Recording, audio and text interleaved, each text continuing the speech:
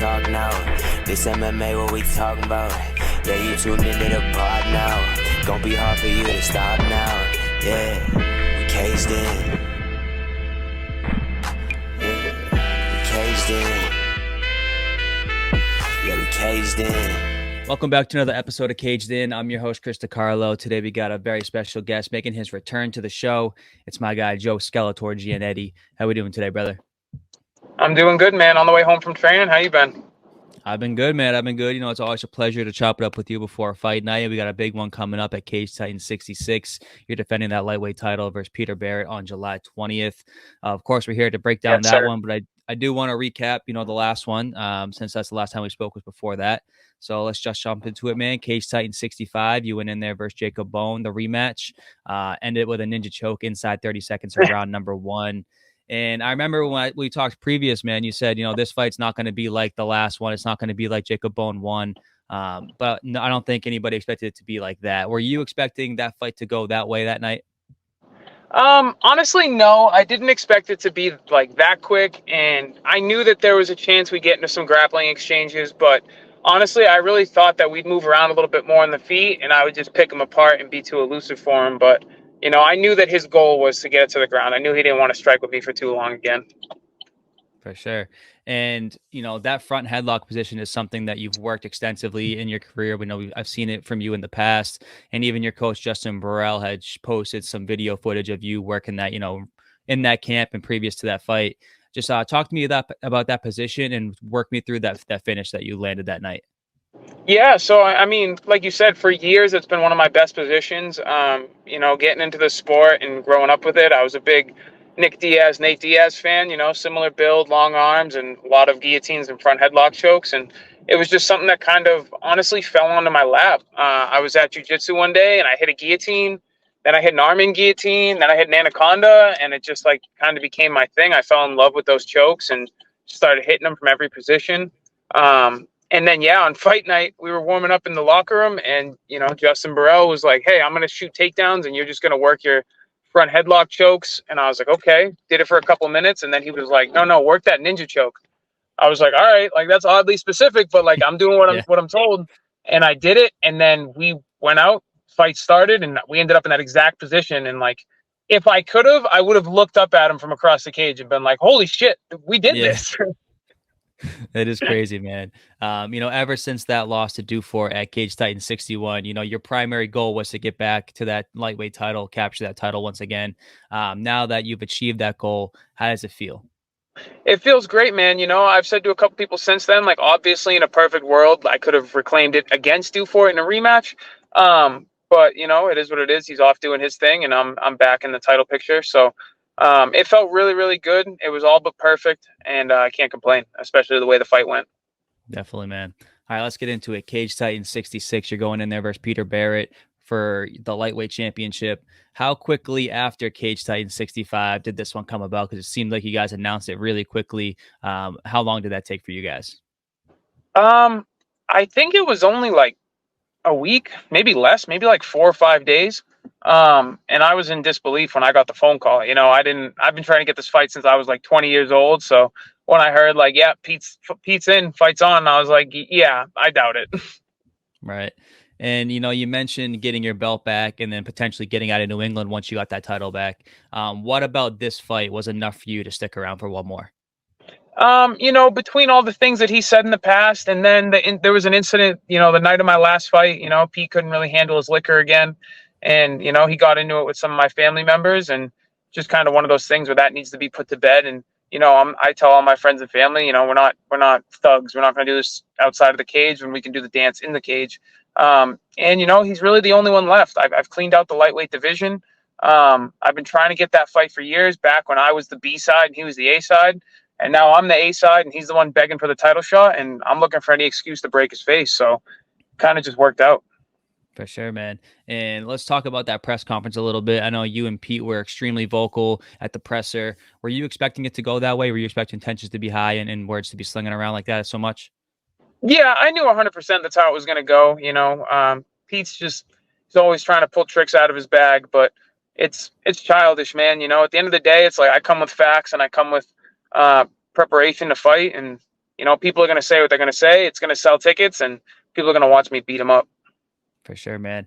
And I know there's obviously a long history between you guys. Can you give me like the quick rundown of, Skeletor and Slippery, where you guys first started to where we are now? Yeah, so basically, I think I was like 3-0 or 4-0 as a pro, and it was getting more difficult to find fights. And Pete was like a bigger name at the time, and I asked my coach, I was like, "Hey, I think that's an easy fight. Like, can I call him out afterwards?"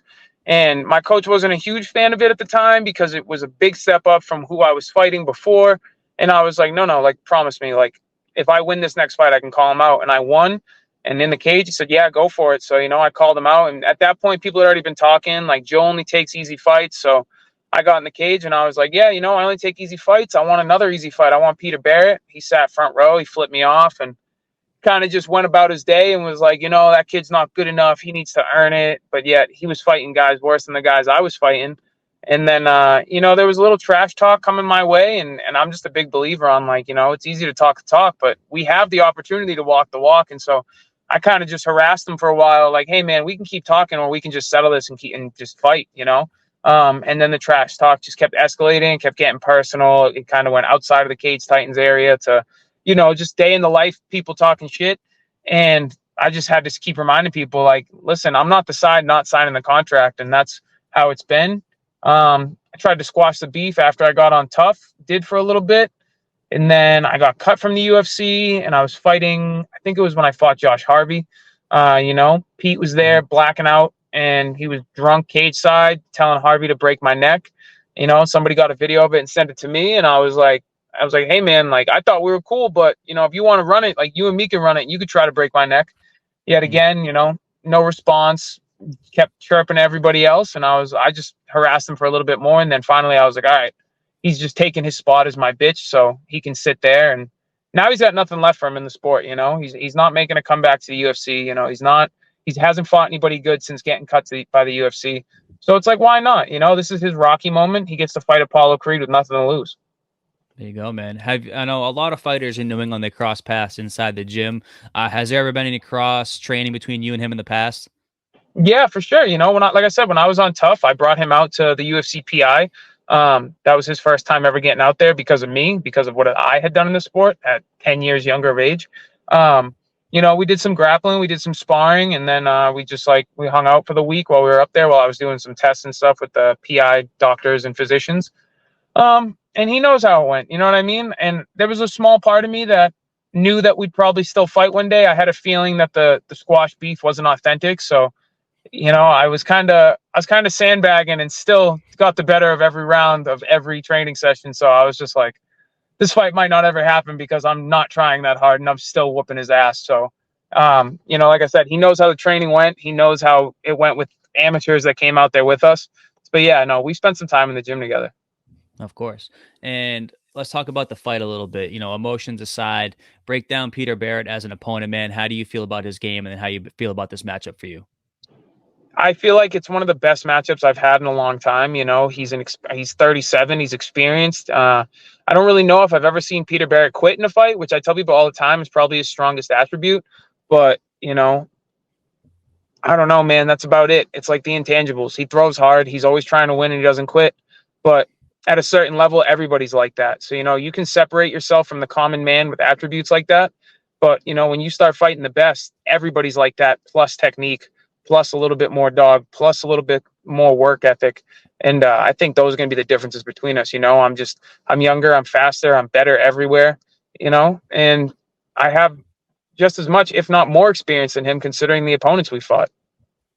And then stylistically, when you break down skill for skill, I know you just touched on a little bit, but where do you see yourself having the biggest advantages? Do you feel like you have the advantage everywhere? Or is there something that he has that might give you a little bit of trouble?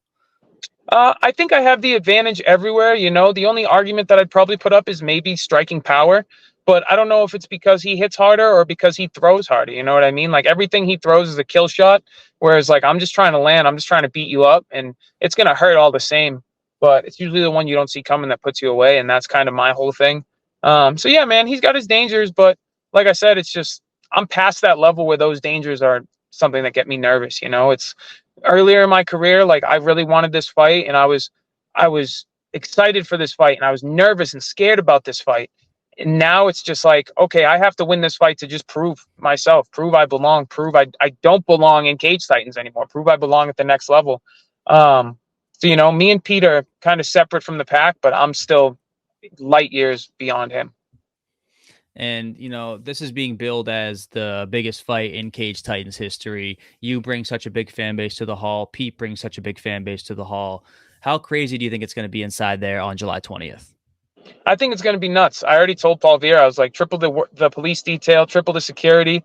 Tensions are going to be high. Alcohol is going to be flowing. I've already talked to all my friends and family. We keep it civil. You let me do the job.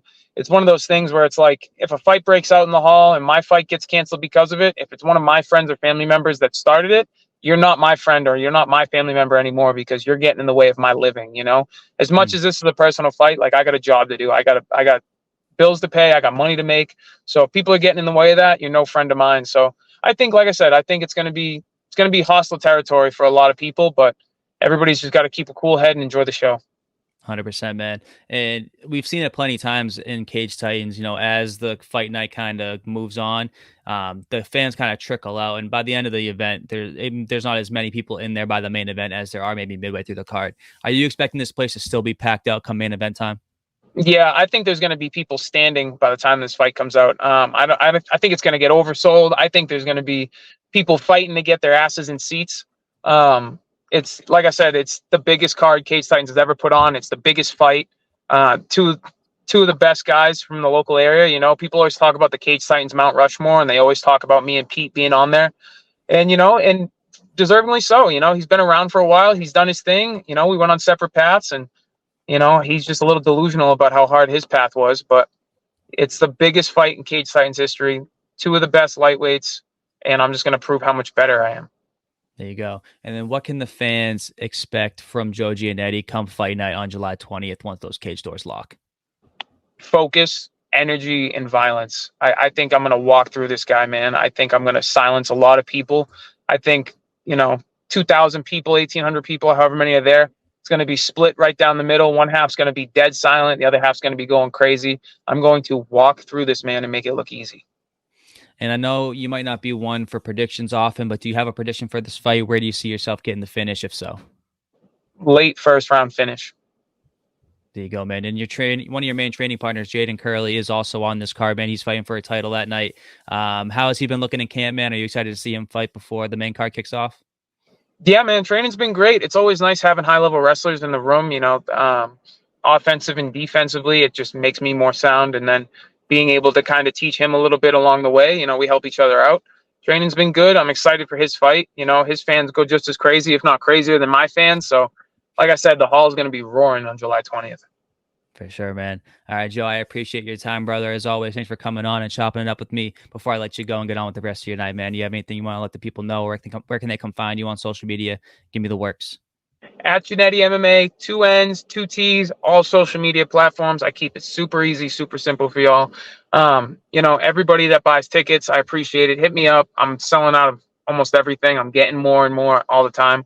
Tickets, t-shirts, sponsorships, all means the best. It means so much to me, man. I say it every time. I can't express it enough. But yeah, thank you, Skeletor's Evil Army, and thank you for taking time out of your night. Of course, man. I appreciate you, Joe. I'll see you on the 20th, brother. Best of luck. Hope you have a good rest of your training camp, man, and I'll see you then. Yes, sir. I'll see you in July. Got down for the count and he can't even talk now. This MMA, what we talking about? Yeah, you tuned into the pod now. Gonna be hard for you to stop now. Yeah, we caged in. Yeah, we caged in. Yeah, we caged in.